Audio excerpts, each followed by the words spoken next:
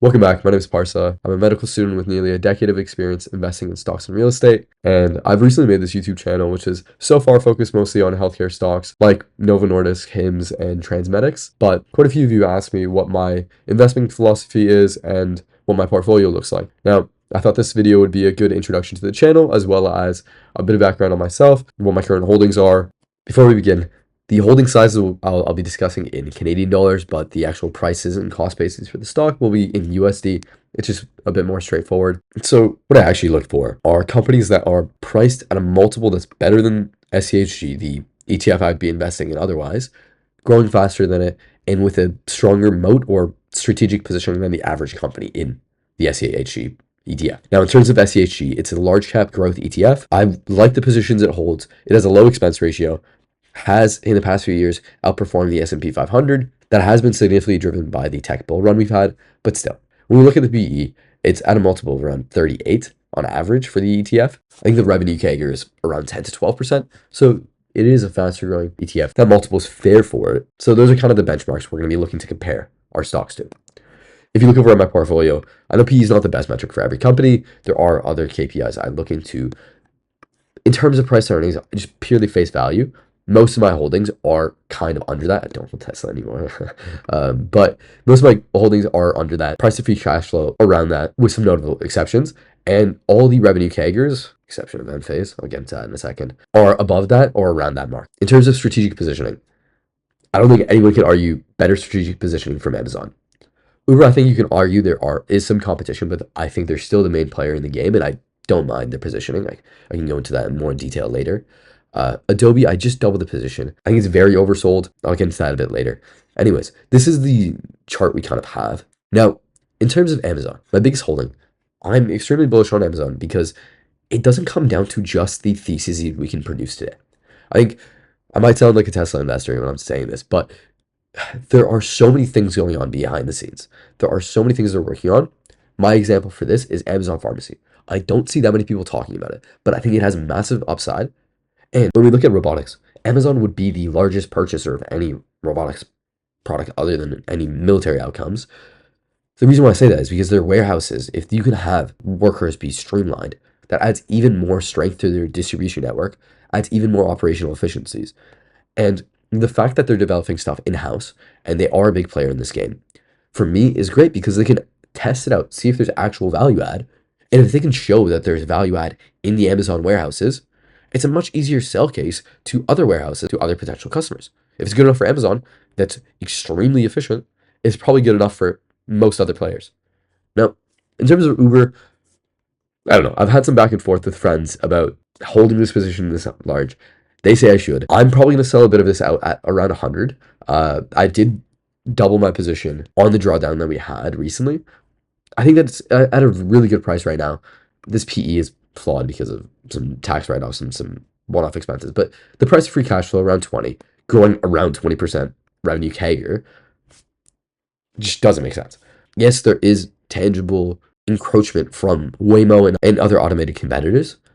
I saw them firsthand in San Francisco, Las Vegas recently. Pretty good. The prices in LA were a lot cheaper than Uber, but I was still taking Uber a lot of the time. And by the time that Waymo and these companies get to scale, the investments they have to make, and the fact that they're probably not actually running a profit at this point, they're probably subsidizing it heavily to have the rates be lower than Uber's. But also, Uber has recently had some partnerships where they brought in their own automated players onto the app. I think they could still be a good marketplace where all these different players can bring in and they can be an aggregator of demand. Consumers can have one app they open up. It's massively inconvenient to have to check Lyft, Uber, Waymo, every single app and see which one has the best price right now. I think automated drivers for like stuff like 2 a.m. flights and stuff like that. Okay, yeah, that's massive. It's definitely an avenue for future progress. Whether or not Uber will be the biggest player in that space, I'm putting my money on it. I could see it going another way. For right now, I think I'll reduce a bit my risk once it gets to the $100 mark, because I think at this multiple, it's just unreasonably cheap. For Adobe, again, AI fears. I don't think that AI is going to pose a risk to it. I think from what I'm seeing develop, especially since I initially started my position, the I think AI can actually be a value add to the company. I think we can expect significant revenues coming in from their AI credits moving forward. Again, revenue CAGR at around 11%. I think with their EPS growth, it's around like 14-ish%.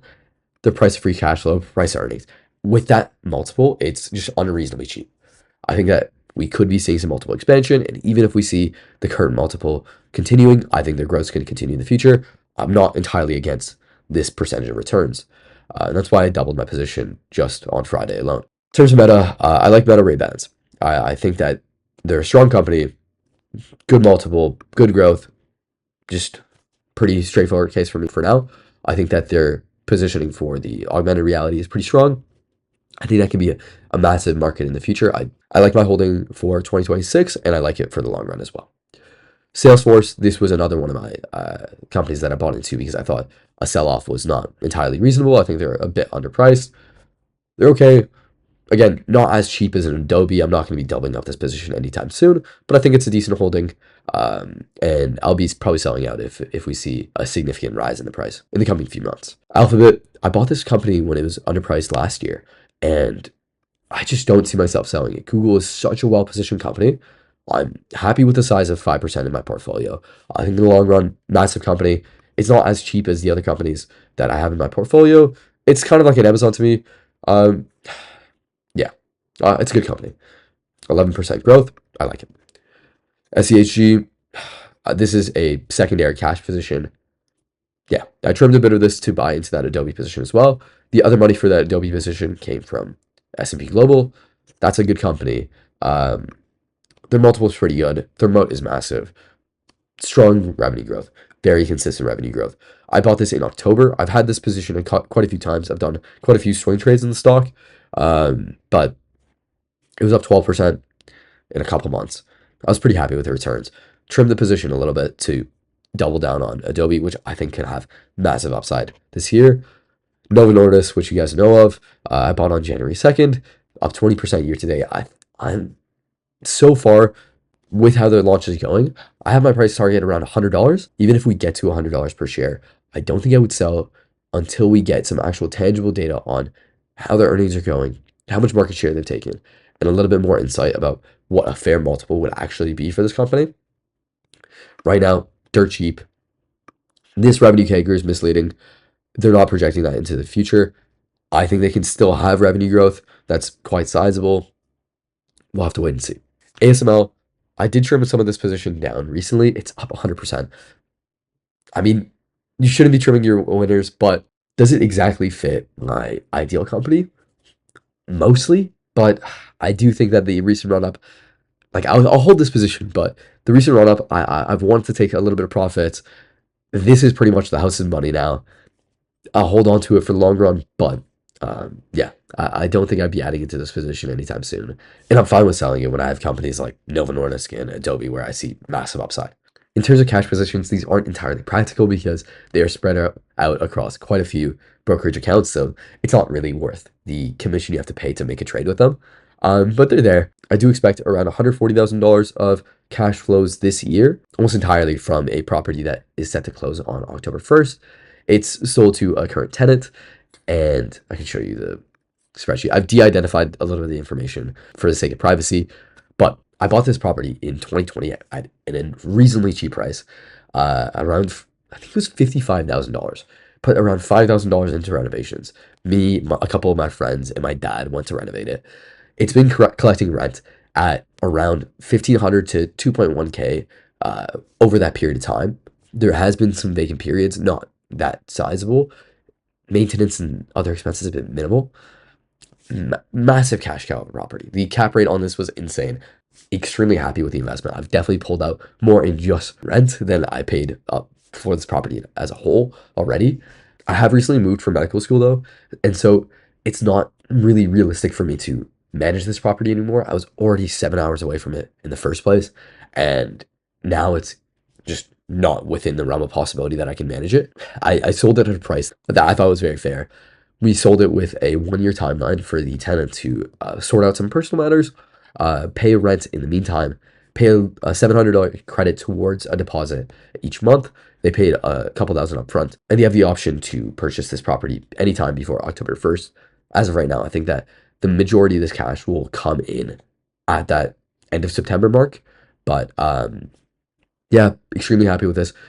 I want to bring this money over into something that I can more actively manage, have a little bit more fun with, and these holdings eventually will go towards my first proper house that I want to live in after I graduate. And my opinions on real estate in Ontario are a bit shaky. And so if we add that figure into my current holdings, I have an end of year target for around 400K in my stock portfolio. I think the exact number I put down is 408,000. I'll be happy with 400. I think it's a very fair goal for the year. I think it expects a 8% return. I think that's fair. Already some of these trades have been successful. One elephant in the room I haven't covered is ENPH. That's complete write-off. Complete write-off at this point. Terrible investment. I bet on it before earnings. Earnings came out and completely shifted my entire thesis. After that, I learned my lesson, and I have a period before earnings where I will not bet on a company. If I want to bet on a company, I have to do it a couple months in advance of earnings, even if I think that my thesis somewhat depends on the earnings, like something like Novo Nordisk. Yeah. If it's too close to the earnings, I'm okay to leave some gains on the table just to make sure that the data comes out and my thesis is actually holding through strong, because that was a massive bite. Dollar number wise, it's fine, right? Like I'll be okay, but yeah, not happy with that. This holding, this is one of the first shares I bought. Obviously, the position was originally much higher than one share. There's been quite a few stock splits since then as well. But I will probably never sell this share because of that average cost. I don't have the first shares I bought, the first companies I bought. I think the first trade I made with actual money was Nike.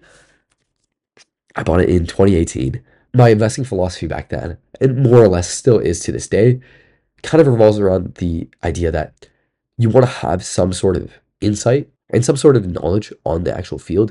I won't be investing in military stocks or something that I don't really have an understanding of unless I do significant research on. For example, an ASML. Did some research on it, was happy with my understanding of it, was happy with the thesis I had on it, fairly confident, put a bet on it. Stuff like Novo Nordisk, a bit more in my wheelhouse. Stuff like Amazon, Uber, all of us as consumers have some sort of knowledge on it. That's why I'm a bit more comfortable putting sizable positions on it. We interact with the business day to day. A bit more easy to see if the underlying fundamentals of the company are shifting a bit sooner than the actual earnings come out. Overall, there's been several other lessons that I've learned over the past few years. Currently, I don't make short positions. I've bit the bullet on that too many times. I've been margin called on companies that ended up actually tanking afterwards just because the timing on when I shorted it was wrong. There was still a bull run ahead, got squeezed out, stock ended up tanking. Shorting is not for me. I'm comfortable with my current approach to investing. I've been outperforming for quite a few years now. A lot of that has been luck. Like, let's say, I bought Molson. I can't even remember what my thesis was for this at the time. And then there was that entire incident with, where was it? I think it was here. There was that incident where there was a controversy with one of their competitors, and then they consequently shot up in price. And that was right around the time that I wanted to sell out of the company, and I was okay to be flat. So I entirely lucked out there. GM, I made some bets like that again there. Like, I put way too big of a position into it. I think my good friend Arya mentioned a story of me giving a pitch for GM way back in the day. But I was going off price to book at the time. I don't really do that anymore. But yeah, I thought it was undervalued. Bought into the company, ended up shooting up, and then I sold around here. I think I bought in like mid 30s ish.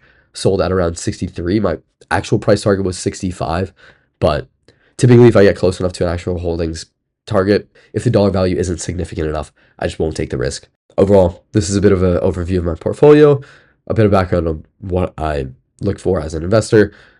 My holdings right now are these. Some of these positions I will be looking to trim. Some of them I would add into if they drop even further. I am looking to add quite a few more healthcare positions into this portfolio. I think 2026 is going to be quite a strong year for healthcare stocks. I think that will be kind of subsector dependent. I don't necessarily know if insurance companies or some other subsectors will have the best time. I'll do a bit more of a deep dive on the healthcare industry as a whole, looking into some of the subsectors and seeing what subsectors I want to invest in moving forward. In terms of uploads, I'm trying my best to keep the momentum going while making sure each video has significant value for you guys. I do have pneumonia right now. You can kind of hear it from my voice. Every single video, my voice has been different, and I have 30 hours of flights a few days from now. And so hopefully that ends soon so I can pump out some more videos for you guys. As always, if you guys have any thoughts on the video, any suggestions, or any thoughts on my portfolio, or just want to chat, shoot me a comment down below. I will be responding to every single one of you. It would also be massively helpful if you guys could like and subscribe. Thank you so much. Have a good day.